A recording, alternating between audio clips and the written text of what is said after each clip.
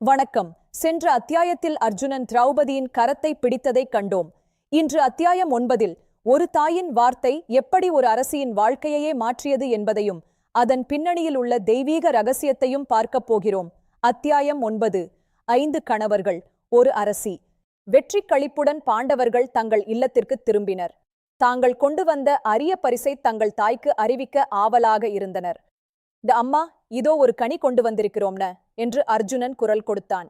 அவர்களை பார்க்காமலேயே குந்தி, நீங்கள் எதை கொண்டு வந்திருந்தாலும் அதை உங்கள் ஐவருக்கும் சமமாக பகிர்ந்து கொள்ளுங்கள் என்று கூறினார். அந்த ஒரு வாக்கியம் ஹஸ்தினாபுரத்தின் வரலாற்றையே அசைத்தது.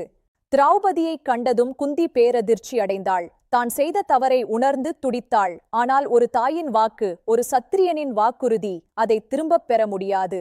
தர்மத்தின் வழி நடக்கும் பாண்டவர்களுக்கு இது ஒரு பெரும் சோதனை. தாயின் சொல்லை காப்பதா அல்லது சமூகத்தின் விதிகளுக்கு கட்டுப்படுவதா? இந்த இக்கட்டான சூழலில் அவர்கள் தர்மத்தின் உதவியை நாடினர். திரௌபதி குழப்பத்தில் ஆழ்ந்தாள். ஒரு வீரனை மணக்க ஆசைப்பட்டவள் இப்போது 5 பேருக்கு மனைவியாக வேண்டிய நிலைக்கு தள்ளப்பட்டாள். அவளது இதயம் பல கேள்விகளை எழுப்பியது. செய்தி கேட்ட மன்னர் துருபதன் ஆத்திரமடைந்தார். தன் மகளுக்கு இழைக்கப்பட்ட இந்த அநீதியை ஏற்க அவர் மறுத்தார். பாண்டவர்களை தண்டிக்கவும் அவர் துணிந்தார்.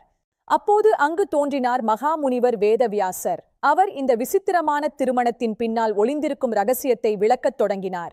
முற்பிறவியில் திரௌபதி சிவபெருமானிடம் ஒரு வரட்டம் கேட்டாள். தனக்கு 5 நற்குணங்கள் கொண்ட கணவன் வேண்டும் என்று அவள் 5 முறை வேண்டினாள். அதன் விளைவே இந்த திருமணம்.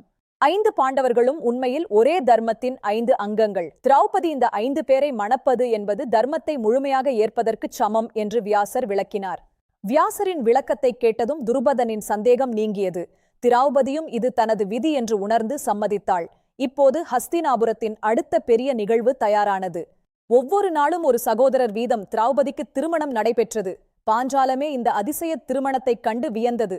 பாண்டவர்களின் பலம் இப்போது பன்மடங்கு உயர்ந்தது. கிருஷ்ணர் முன்னின்று இந்த திருமணத்தை நடத்தி வைத்தார். பாண்டவர்களுக்கு ஒரு சிறந்த தோழியும் தர்மத்தை காக்க ஒரு உறுதியான சக்தியும் கிடைத்தது. தர்மத்தின் பாதை இப்போது தெளிவாக தெரிந்தது. பாண்டவர்கள் இப்போது தலைமறைவு வாழ்க்கையை முடித்துக்கொண்டு தங்கள் உரிமையை கேட்க ஹஸ்தினாபுரத்திற்கு திரும்பினர். ஆனால் அங்கு காத்திருந்தது பகைமையின் அடுத்த கட்டம். பாண்டவர்கள் உயிருடன் இருப்பதைக் கண்டு கௌரவர்கள் அதிர்ச்சியடைந்தனர். திரௌபதியை போன்ற ஒரு பேரழகி அவர்களுக்கு மனைவியானதை துரியோதனனால் தாங்கிக் கொள்ள முடியவில்லை. பொறாமை மீண்டும் தலை தூக்கியது. திரௌபதியின் மீதான துரியோதனனின் ஆசை மற்றும் பொறாமை எதிர்காலத்தில் ஒரு மகா யுத்தத்திற்கு முக்கிய காரணமாக மாறும். தர்மத்தின் சோதனை இப்போதுதான் தொடங்குகிறது. போரை தவிர்க்க நாட்டை பிரித்துக் கொடுக்க பீஷ்மர் யோசனை கூறினார். ஆனால் துரியோதனன் அதற்கு சம்மதிப்பானா? பாண்டவர்களுக்கு எந்த நாடு கிடைக்கும்? காண்போம். அடுத்த அத்தியாயத்தில் காண்டவ வனத்தை எரித்தல் மற்றும் இந்திரபிரஸ்தத்தின் எழுச்சி. பாண்டவர்கள் ஒரு புதிய சாம்ராஜ்யத்தை படைப்பதை பார்ப்போம். தர்மத்தின் வெற்றி தொடரும். மகாபாரதத்தின் அடுத்தடுத்த திருப்பங்களுக்கு தயாராகுங்கள். இது வெறும் ஆரம்பம்தான். 30 அத்தியாயங்களில் ஒரு மாபெரும் காவிய பயணம். தொடர்ந்து இணைந்திருங்கள்.